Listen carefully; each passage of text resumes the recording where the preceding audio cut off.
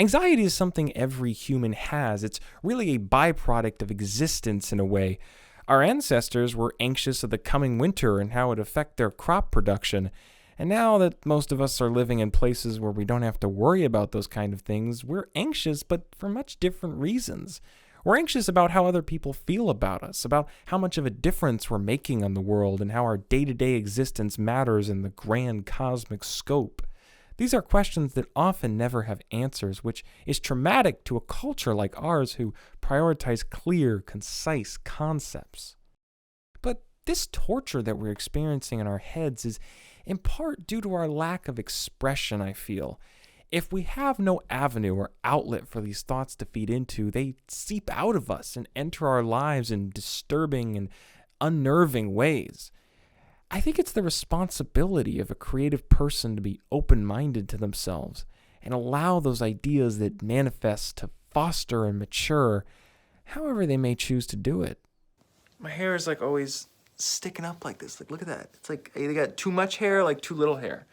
Anyway, make sure to subscribe to this video so you can help me with this limp I've had for the past like week or so. You can pay for limp reduction surgery. I hear they give those out every now and then, so I can be a normal person without a limp. Not to say if you have a limp that you're not a person, or that you are a person if you have a limp. That's how that sentence should work out. And make sure to like the video too, because every time you like the video, an angel gets its wings, a cow gets its udders. You fill in the blank, and hit that freaking bell. I didn't laugh this time. So I journal like probably every 2 weeks to maybe every month, really. But when I do, it's like this beautiful, euphoric experience. It's like all of the bullshit that's been in my head all week, all month is just able to be in those pages, and I can forget about it.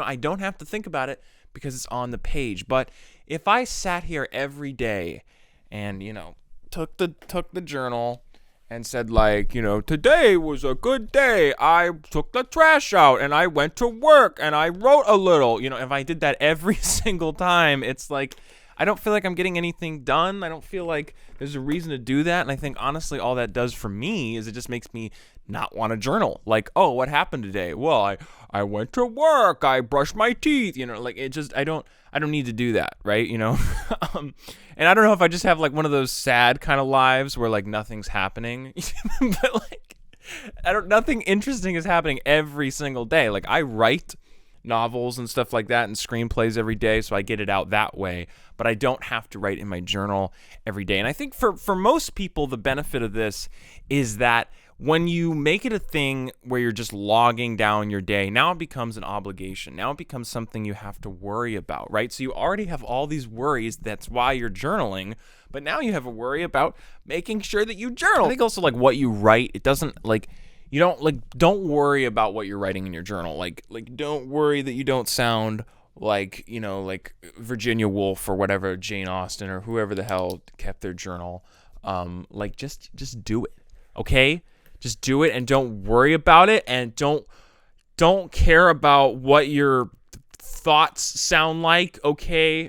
It doesn't matter if they sound like a serial killer or maybe like a 5-year-old. It's okay. You get better at it. Like, my handwriting has gotten better. Like, I could barely write a note to myself, like, take the trash out. I could barely do that. And now I'm doing it. I'm taking the trash out, but not every day. You see? It comes full circle. That's how we do it. That's how we do it in the biz. And look, I am not saying in any way that you shouldn't do it every day if you feel like that's helping you. I mean, at the end of all of this, the goal is to make yourself feel better. But for me personally, and I think for quite a few other people, the burden of having to document and log every day of my life like a report takes away from the reason that I at least journal for, which is to be free of my ideas, to settle the waves, as it were. And I think if we're all more creatively free, we can begin to think in clearer and better ways. Don't let your ideas go unheard. I mean, everything you're thinking right now is valuable in some way. And look, not every idea is going to work. In fact, most of them won't. But if you never give any of them the chance to become those great ideas, then you'll never have any. It's 11 o'clock at night. I'm just recording the narration for the video you just saw. But what I want to know is, do you have a journal? Do you write in it? And how often do you write in it? You know, does it help you? Do you feel like it doesn't help you very often? Is it too stressful? Do you feel like it's more of an obligation than something that really calms you and puts you in that serene kind of place?